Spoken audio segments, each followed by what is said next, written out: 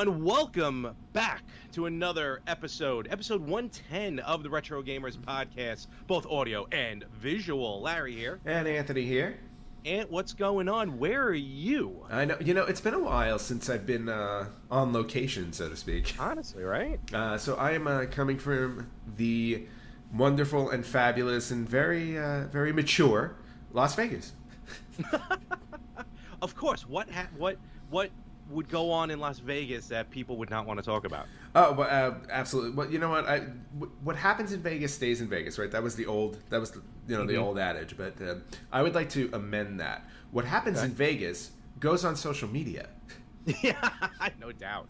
Because my friends have been posting every single picture we've taken under the sun to Facebook since we've arrived. I saw. Yep. I'm sure you did. I saw you throwing back that. What was that? A mojito, whatever it was. Oh, I didn't even drink it. Oh no! Oh, and the aura has been removed, folks. See, everything looks good in pictures because it's a still image. Son of a gun!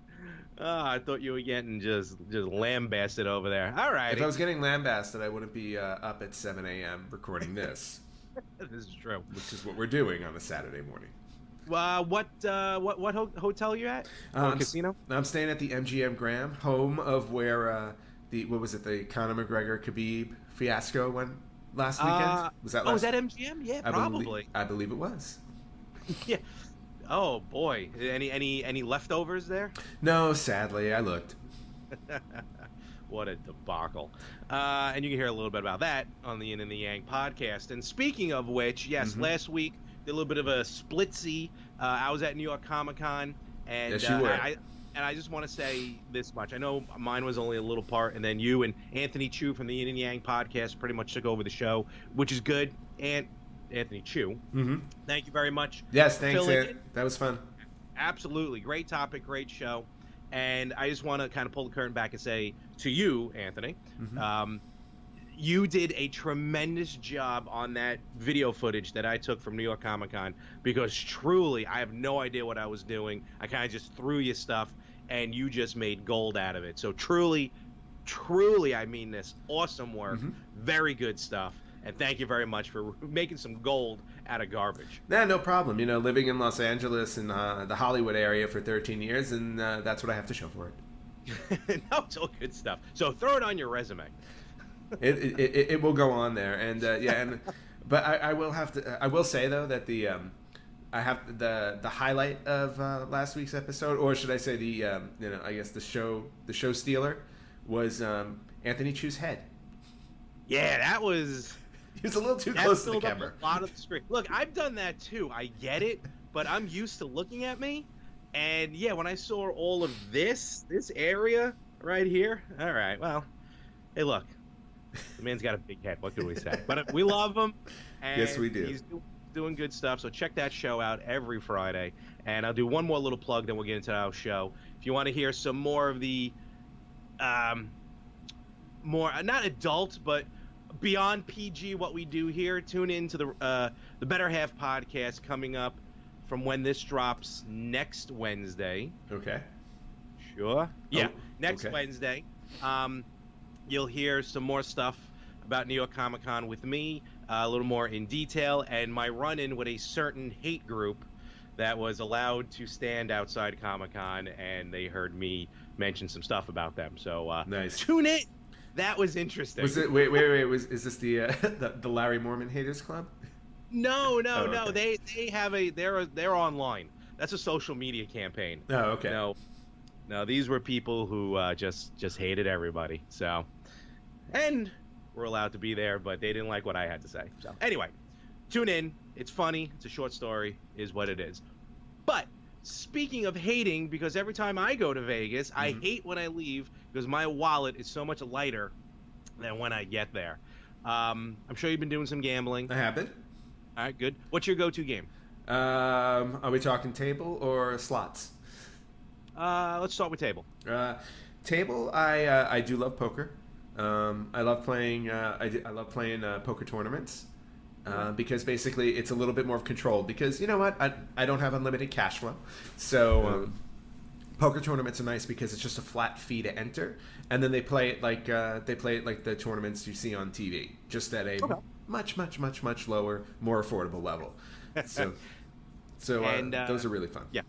All right, cool. And slot machine, what's your go-to? Ooh, lately, I'm a sucker because the themed slot machines are usually the ones that pay out the least, but obviously they're the biggest and more bombastic, and they relate to you in some way in terms of nostalgia. So I hit up anything I see that's like from a TV show or a movie that I love. So like last night at New York Casino, I found a Buffy the Vampire Slayer slot machine. Oh, which was first time I ever saw it. It ate my 20 very quickly. They do. It did, but then the Goonies slot machine gave me 15 back, so I was very happy. I played a Caddyshack slot machine that just every time you won, you had to go for "It's all right," just start dancing and everything. That's awesome. I actually saw really quickly a small slot machine kind of hiding in a corner somewhere for Airplane. Really? Yes.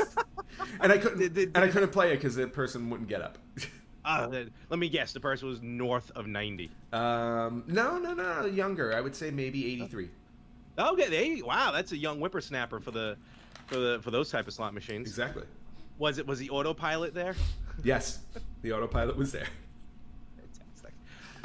So these are games that we play. I like to I like to play a game called Let It Ride for the tables. I do like Let It Ride also, but game that it sucks.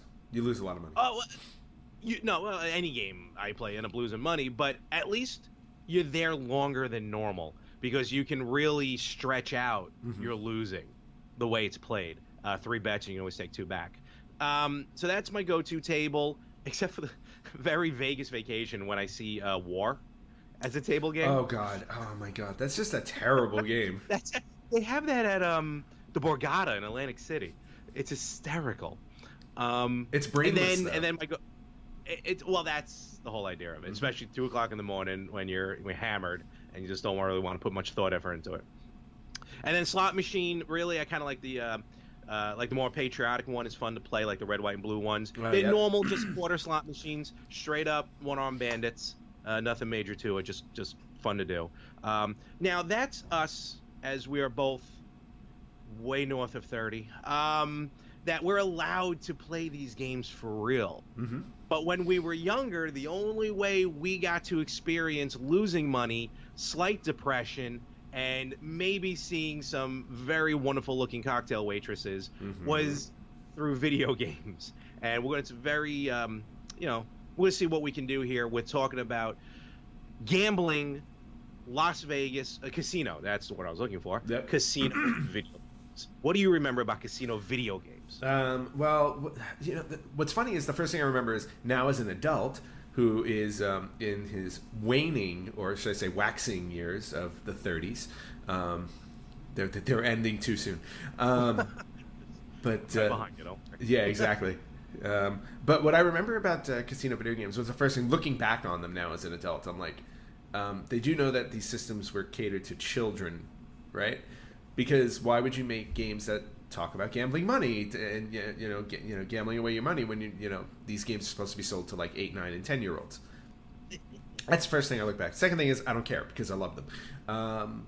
But what I remember was just the whole mystique of like, oh look, I can win a ton of money playing these games, and then it just it kind of prepped me for going to casinos as an adult, with the exception of you win a lot of money in the video games. Not so much when you go to the tables here. Not so much. And in the video game, when it's game over, you lose all your money. All right, hit reset. Let's start over. Exactly. I've tried hitting reset. It don't work. Nope. The casinos don't like that. No, my wallet doesn't magically fill up with the money that I just lost. So, although that would be cool. That would be awesome. I'll go see if I can find David Copperfield. He can do that for me. So do you remember any games specific? Well, let me say this. What's probably your earliest memory of a casino game? Because I feel like, and I can't pinpoint a title, even though I'm sure it's probably just called Casino. I could have sworn I remember playing a game on the Atari. that may have had There, a casino aspect. yeah, there was a game on the Atari 2600 that I remember. It was simply called Slot Machine. Oh, maybe that's what I'm thinking of. And you put the car. If I'm remembering correctly, there were two games. Actually, now a second one popped in my head. There was one called Slot Machine, and you put the cartridge in, and it literally it was just a slot machine would pop up, and then you would press the button and it would spin, and that was it. I don't remember there even being like a score or like money that you would lose. It was just okay. It was just a bunch of like spinning wheels, so to speak. Even though I don't even remember the wheels that much. It was just it was almost like the icons would blink on and off. Oh, okay. As they switched. Look, for Atari back then, it was all the rage. So. Yep. And then the other game, which you actually named the title of, I believe it was called Casino. I think it had 3 or 4 casino games on it, and I think they were all card related. I can't remember exactly, but I do remember that one as well. So. You know what? It's funny because as if we don't have things that we can use to look this up. Yes, a casino on the Atari 26. You're exactly right, Ant. It was just very straightforward. Basically, all it was card game. Mm-hmm. Looked like it was mostly blackjack, poker, oh, okay. if not blackjack. Maybe just different iterations. Right, that makes sense though because it was very limited in what it could do. Yeah, but the slot machine, which again it was called Slot Machine. For Atari, actually was a little more detailed. Actually, there was a score, but again, very limited. It looked like it was just mostly cars were the images, and it did kind of just roll around and kind of just put us in our place at that point. It was very interesting, very cool. So so those are the earliest games you may remember. But what's the first one you really, really like got into playing? What's like the first one you remember? Well, the first one that I really remember was on the Nintendo Entertainment System, or NES, or NES, or whatever the hell you want to call it. And I remember very clearly because I actually will still go back and play this game, and I have it in a complete box at home today. Mm-hmm. It's one of those. But it was called Casino Kid. All right. Do you remember Casino Kid? I remember seeing it. I never played it. Mm-hmm. I honestly, I can't remember. I feel like I bought a copy recently, but I can't remember. Well, it's not terribly expensive to pick up even today. No. I think you can get it complete for like maybe $15 or $20. Yeah, no, it's not expensive. The box cover. I don't remember if you showed it a couple weeks ago when we were doing our. I may not have. Show. The box definitely it was very bright, very vibrant, just a lot happening on the box. And do you remember specifically, like was there like one game on there? Yeah, or not just the gameplay, but was there like one casino game that really you kept going back to over and over again? Well, in that game there were only 2. So there were only 2 games. You either played blackjack or you played poker, which was specifically 5-card stud. Mm-hmm. Okay. So. But the way that they had set it up, it was really interesting. So, and there was a little backstory because the name of the town or casino that you were in, or the city that you were in, was called Lost Wages. Which makes sense. But the idea behind it was you went to different tables. So they had it set up where you're walking a casino floor, and you would walk up to different tables to play blackjack. But you had to do them in a certain order because each blackjack table only had a certain amount of money that you could win from it. So each dealer was only set up with a certain amount. And and so like you would have to walk around the floor to try and find the right order of tables to complete. And it would start with like I think you started with like maybe like $500, and then you would go to a table where the dealer had $500, and then once you cleaned out that dealer was done, and then you moved on to another dealer. So I guess it was a way like to beat. They had set it up in a way so you can beat the game. It wasn't a never-ending game, so it was a little bit of a story. It's like the goal is to beat everybody in the game. Mm-hmm. And then for the poker side of things, there weren't tables set up for poker, but there were other people in the casino walking around, and you had to find them to play poker with them. But again, same story. You had to find them in the right order to defeat them. If you went to them out of order, they would just basically shoo you away. They would say, "Oh, get lost" or whatever. But then you would circle back to them to beat them, to beat them. And then at the very, very end of the game, whoever the last person was, after you've collected all the money in Vegas, you would play poker with the last person who had the most wages. Money. Yep. In Lost Wages. In Las Vegas, not Vegas. In Lost Wages. In Las Vegas, you would play the last person who had the most money in the game, and then when you won it, you actually beat the game. So there was a way to beat the game. Okay. Do you your trips to your trips to Japan? Mm-hmm. You may want to, when next time you go to Super Potato, because I know you did like this game. We've talked about it a lot. I know you have. You may want to find the Japanese version, because the Japanese version has more games. Really? Than the North American. So the Japanese version is called $1 Million Kid Moroshi no Teo Hen. Mm-hmm. And there's 2 more games. So blackjack, 5-card draw. The Japanese version has slot machines and roulette. Oh, really? Also, because as we know, there are no copyright laws whatsoever practically in Japan. Of course. You do play in Las Vegas. Nice. And they actually use the actual Golden Nugget name for the casino. Those people have no shame. You can also fly between New York and Japan in the game. Oh, that's kind of odd. Wait. You fly between New York and Japan but play in Las Vegas? In the Japanese version, it's possible to travel to other casinos. Nice. Like New York City, Japan, for airfare cost. So it's going to cost you. Oh, that's funny. Next time you go, you should definitely find this. I'll definitely check it out. The other thing also I want to check out and find, and it was a rare grab, is the sequel, Casino Kid 2. Yes, which actually, one of the few times where you don't really see this happen, where Casino Kid 2 was not released in Japan. No, it was U.S. only, I believe. Yeah, you didn't really saw that often. No. So Casino Kid definitely was a good one. Where do you go back to? I remember playing on the Super Nintendo Vegas Stakes. Vegas Stakes was on my list too, because that one I played all the time. I played that so much, and what was awesome about it is, because with a lot of these games, once you start playing the actual casino game, mm-hmm. there's really nothing to it. It's cards. If it's a slot machine, you probably just see a hand come up, hit a button, or the video poker, a hand come up.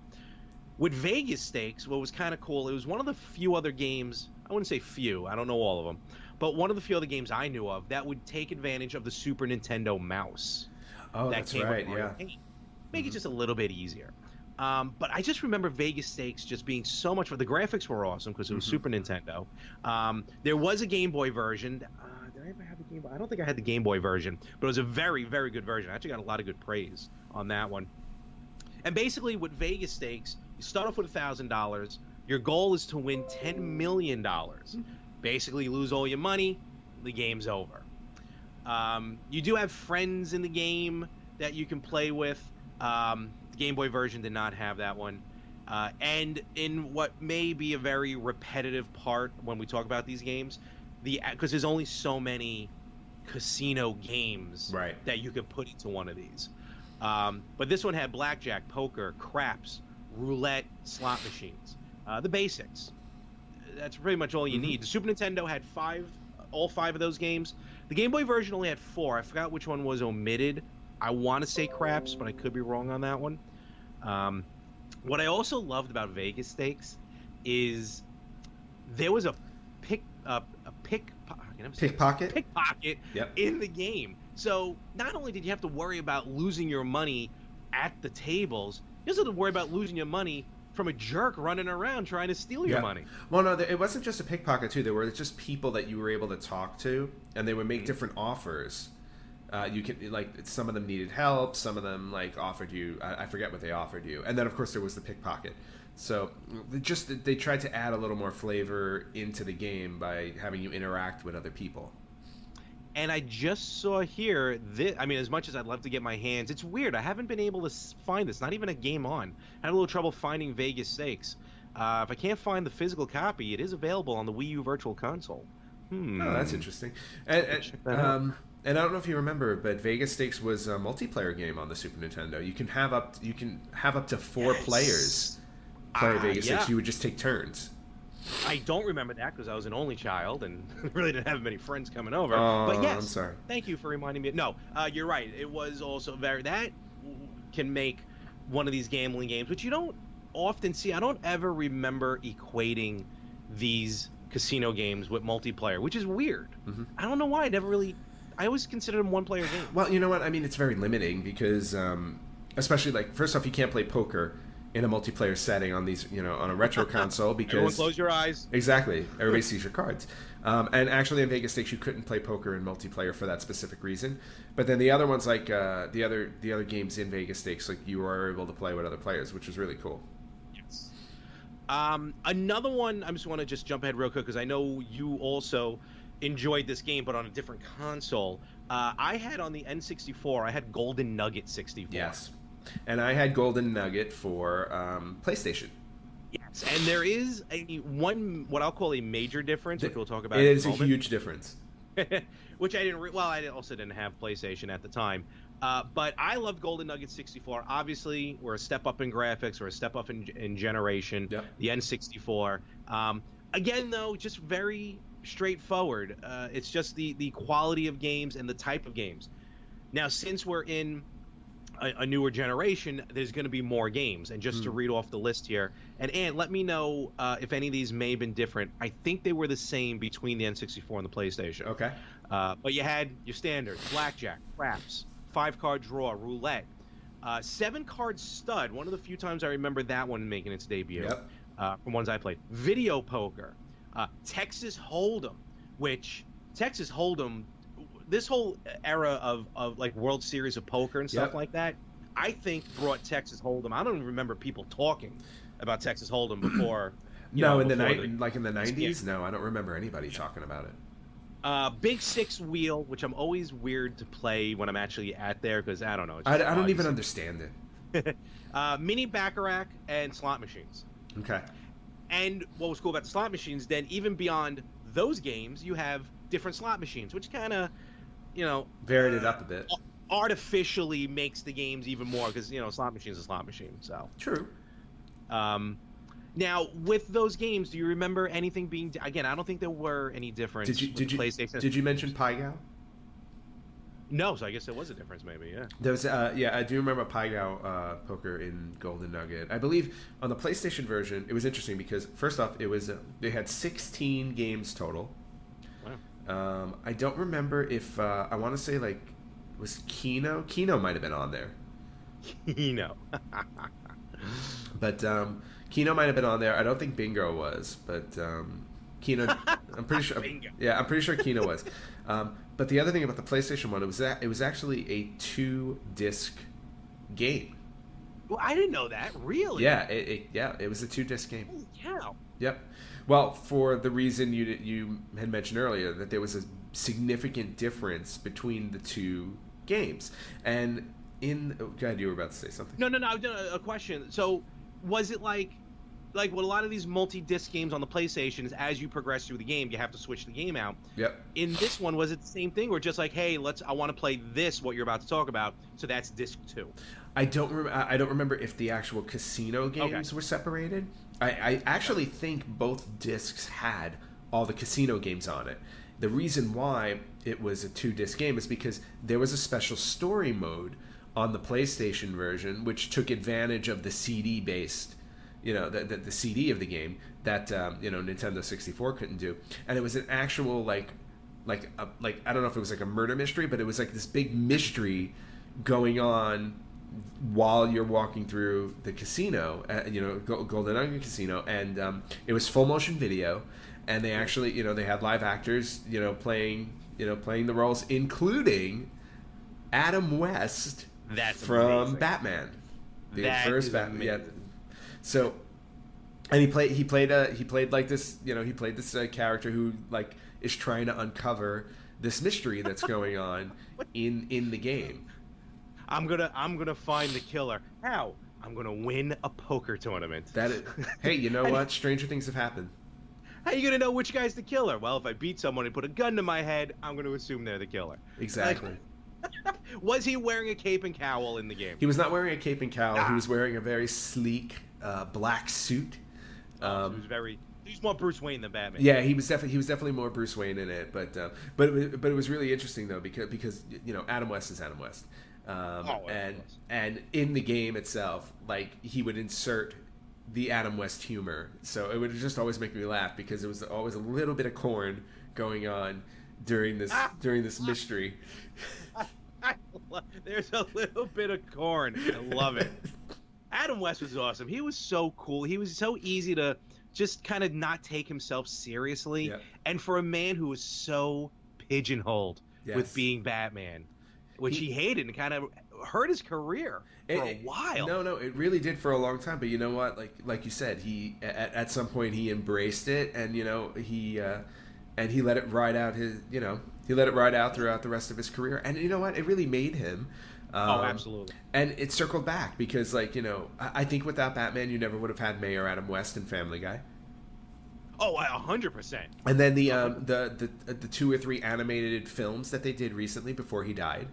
So. The two, I think, yeah. Yeah, they did 2 before he died. With him and Burt Ward getting back together. Yep. And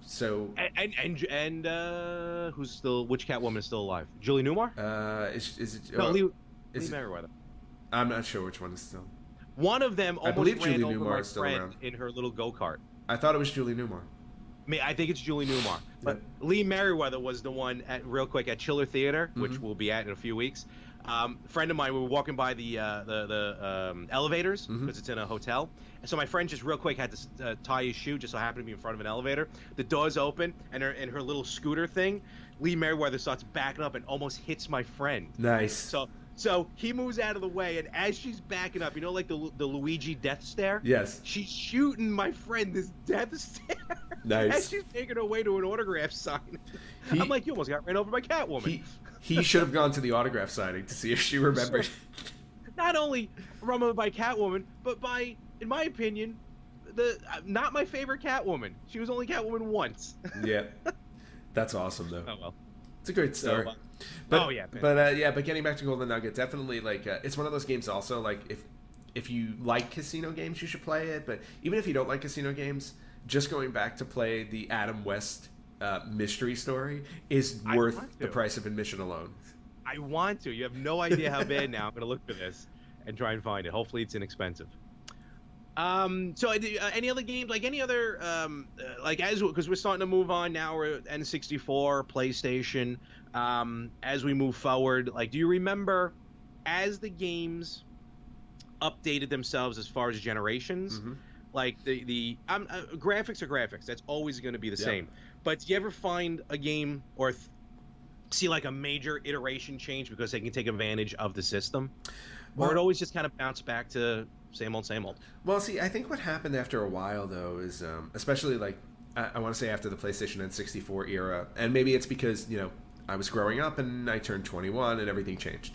But to your point, what happened was poker tours started to show up on television, and as they started to show up on television, they gained popularity.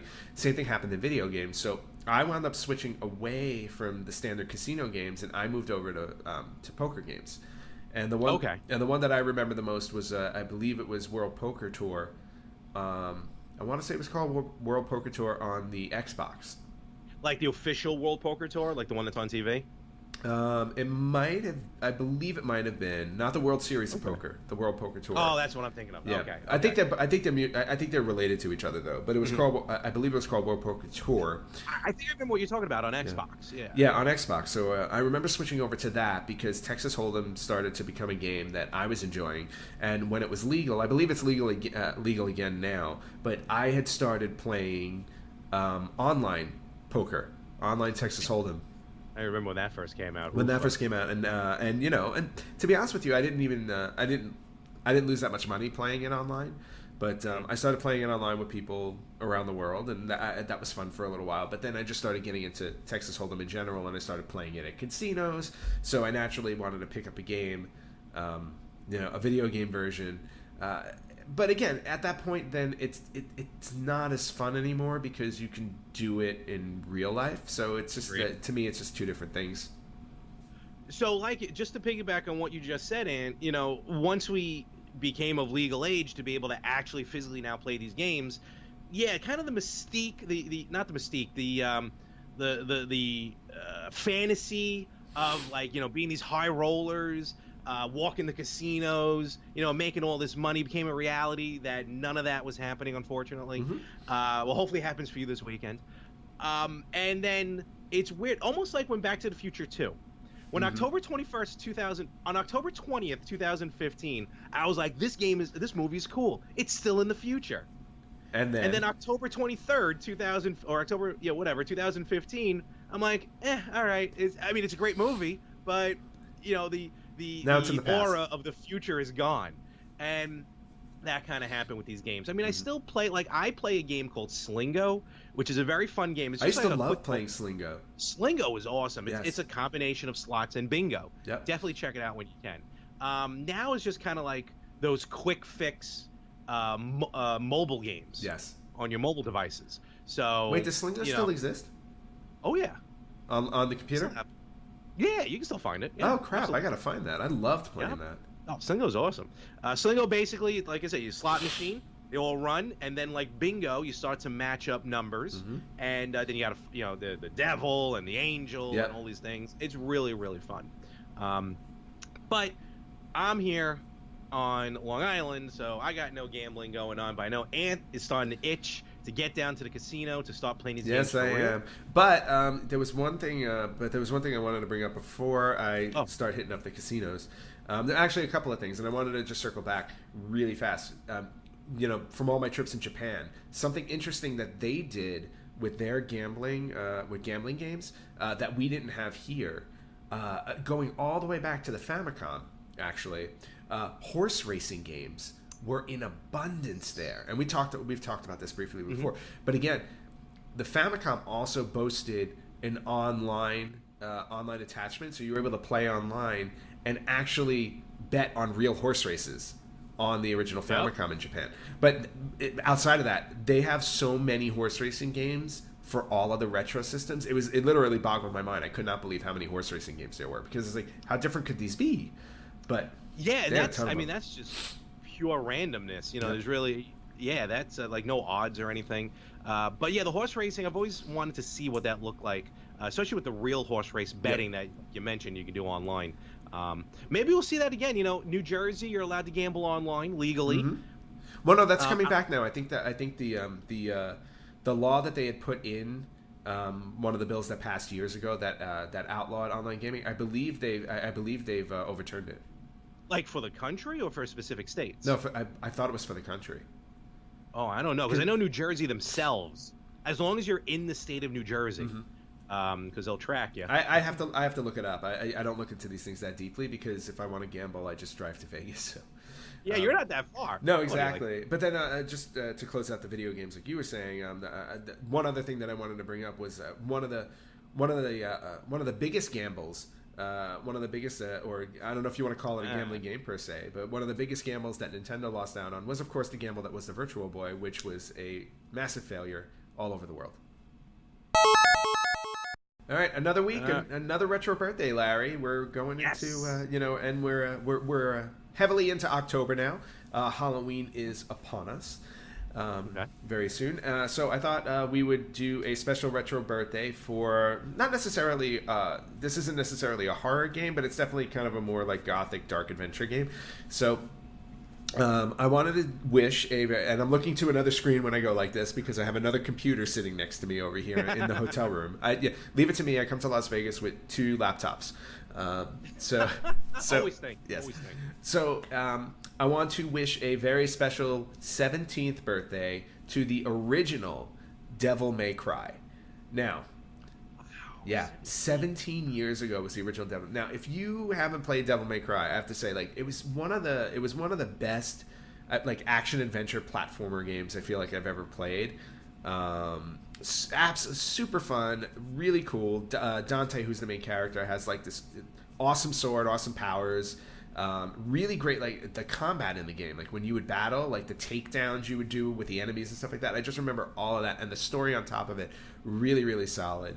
It's definitely a series, and it's a series that they've released multiple times on like every console since. Yeah, they're coming out with Devil May Cry 5. It's coming out. Yep. They're re-releasing the HD collection of the originals. Yep. And I feel like Devil May Cry it kind of came out at the beginning of the PlayStation 2. Yes. And it really was, to me, one of the games that helped continue put the PS2 on the map. Yeah. Well, it was one of those games where it's like if you didn't own a PlayStation 2, you had to buy a PlayStation 2 because you needed to play Devil May Cry. Like you really did. Absolutely. It was like that game had that much of an impact. So, so anybody out there, if you've never picked up this game, there are many, many, many ways that you can on today's consoles. So a very happy 17th birthday to Devil May Cry, and that is this week's retro birthday. All right, Ant. We both have some busy weekends coming up. Busy day today. Yes, so we do. Do something a little special here. Yes, I like special. Special is good. Yes, absolutely. Are you what gonna we're go gonna first? do? Yeah, why not? Whatever. And you know what? Leave all this in. It's so fine. what we're gonna do is right now, Anthony being at Las Vegas. Also in Las Vegas, and Anthony talked about it before, but now with the magic of YouTube that we're doing this, Anthony's going to be visiting the Pinball Hall of Fame and a Gamer's Paradise. Yes. 2 locations and you did a little live stream from the Pinball Hall of Fame once before. I did. But now we're going to make this look good. Maybe. Especially with your talent now, yeah. So you're gonna do some film in there. You're gonna show really some details about the Pinball Hall of Fame. And a Gamer's Paradise, I never actually seen. You never really did a live stream there. No, I took images of that, but I would like to do a live stream inside the store. The question is whether or not they will let me. But if any, worst case scenario, I'll take pictures. But inside the Gamer's Paradise, they also have a mini arcade. So I'll be able to I'll take some video of that as well. And again, also, for the podcast people who just listen to us, we'll be talking about what's going on. While we're, or at least I will be while I'm in both places. So it'll be really interesting. Yes, and I'm going to be heading over to Game On out there in Miller Place, Long Island. And again, now because of YouTube, I'm going to, do some more. I've a very good friend of mine gave me some tips as to how to, maybe film. I'm I'm more the audio guy. So. I'm good with that, but wow, alrighty. Well, and on that note, we're live, folks, to tape. So I'm gonna go to Game On. I'm gonna do some filming there. I'm gonna see if hopefully it is busy for their sake, but if there's some downtime, I'm actually gonna see if I can talk to the guys and gals at Game On. Just to talk to them, get them on the podcast. They've done a lot with putting me in debt and trying to find a virtual boy, which hasn't happened, and because of the contest. It's never going to happen. Pretty much securing the fact that I'm not getting a virtual boy. That is correct. But there is always hope. Maybe Anthony will find that one relic he's looking for in a Gamer's Paradise, and that will set him out of house and home. Yeah, I wouldn't hold your breath on that, especially when we're this close to the end of the year, because that contest is mine. Holy crap! Yeah, we're in October. Good Yes. Lord. So now we're going to cut to we're going to go with Anthony first at Gamer's Paradise and the Pinball Hall of Fame. Then you'll see me at Game On. And for the audio, again, you'll listen to it. But this is one of the times we're going to have you go over to YouTube as well to check it out. And here we go. All right, so we're here at a Gamer's Paradise, which is the my recommended store for or retro gaming store for Las Vegas. So. I've been here quite a few times before, so we're going to take a walk inside and take a look and see what they have. So one of the coolest things about a Gamer's Paradise is they actually have the entire history of the video game industry right here behind these glass cases. So you can basically see almost everything, including, I don't know if you know these Nintendo, Super Nintendo testers, but these were actually used by the company to test the games, which is really cool. And then you have the much maligned Virtual Boy that I always talk about. The Commodores, the Ataris, here's some Neo Geo, your Jaguar, and then the Magnavox Odyssey. So this is definitely a good place to stop by for not only shopping, but to see a little history of video games as well. And if you see over there, there is a Power Glove that is signed by Robert England. Now, for those of you who don't know, Robert Englund actually used the Power Glove in one of the Nightmare on Elm Street movies, Freddy's Dead: The Final Nightmare. So on top of having a really awesome retro game store, they also have a small arcade attached next to it. And if you wanted to, you can actually purchase some of these. Like, for example, the Asteroids arcade machine here is $900, and it's the original Asteroids arcade. If I had a car I can fit that in, that would be coming home with me. Somebody's very happy that there's Tron. Hey Jamie, can we fit the Asteroids arcade in your car? Yes. I'll take Yes, it. we I'll can. take it home with me. Most definitely. Thank you. Or House of the Dead for $1,000. We don't need our suitcases, right? No, we don't. We don't need the people either. And of course, an original Donkey Kong arcade, which is not for sale. And then if you are into pinball, they actually have some pinball machines for sale as well. AC/DC, Simpsons. I have a friend, I think, who would stuff that Simpsons machine in his car if he could. You got some Demolition Man, Star Trek, Next Generation. So definitely some cool stuff here. Oh, and let's not forget Deadpool, the newest machine here.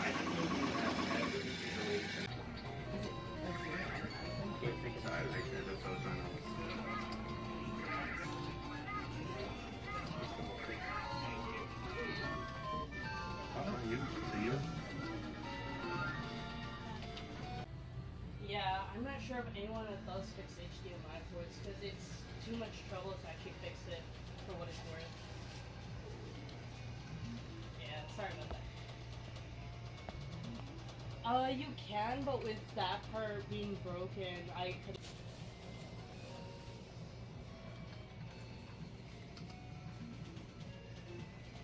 Yeah, with the HDMI port broken, I could do maybe like 50. All right, Anthony here in sunny Las Vegas, and we are at the Pinball Hall of Fame. You can see the sign kind of in the back over there. Not much to the building on the outside, but we're going to go inside and take a look at basically the history of pinball. They have a bunch of pinball machines dating all the way back to like the 30s and 40s. So let's go check it out.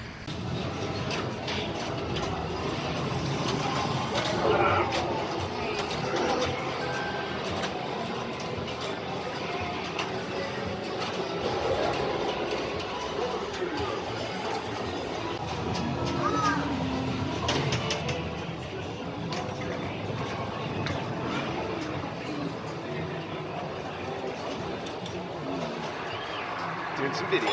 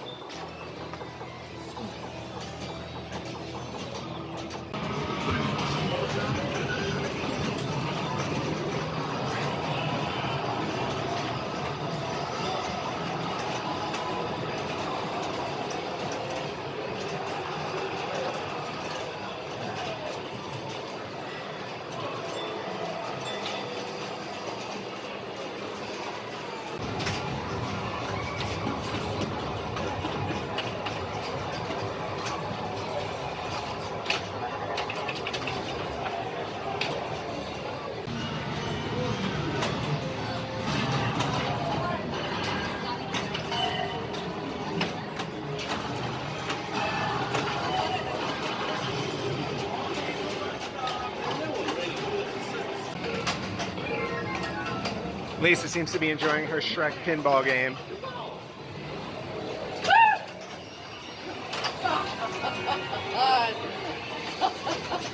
Oh God! All right, so that, I don't know if you guys can hear me. Hopefully you can because it's really loud in here, and I tried to find a good spot where it's a little bit quieter, but as you can see, they have pinball machines here from, oh, I don't know, maybe from the 40s on, like I said earlier, and I took you through some of that just to show you the machines that they have, which is great. I really hope that you enjoyed walking through the Pinball Hall of Fame with me. This is Anthony from the Retro Gamers signing off. Hey everyone, Larry here from the Retro Gamers podcast, right here at Game On in Miller Place, Long Island, New York, where I come to spend my money to lose the Virtual Boy contest that we're running. Anthony, thank you very much. Gamers Paradise, Pinball Hall of Fame looks amazing, as always. I'm going to pull the curtain back right now. Truth be told, I recorded a whole bunch of audio-wise, all of it audio recorded. Video-wise, none of it recorded. So shame on me. And so now I'm doing pickups. And so I'm going to try this right now. So let me do this one more time.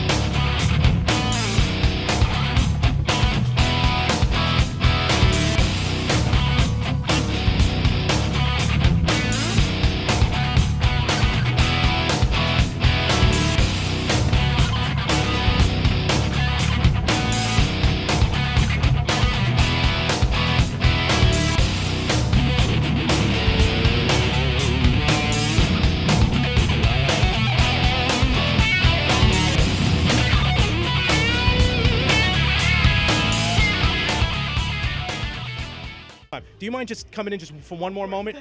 Just one more moment? See, what happened was, this is Tristan, the gentleman who owns Game On. All that we did before, audio, all of it recorded audio. Video, none of it recorded video. Okay. So, but that's okay. So I'm going to do this one quick. I know you're getting your customers coming in. But now that we have the video, I wanted you on video. Okay. And I wanted to say thank you for doing all of this for all of us. You're very welcome. Mr. Retro, in my opinion, right here. So you've been doing this for a while, right? Yeah, 7 years. Really? Holy. Yeah, online a lot before that, and then I opened the store 3.5 years ago now. And then the Smithtown was a year and a half ago. Yes, Smithtown location. Yeah. Hey, Brian. What's up?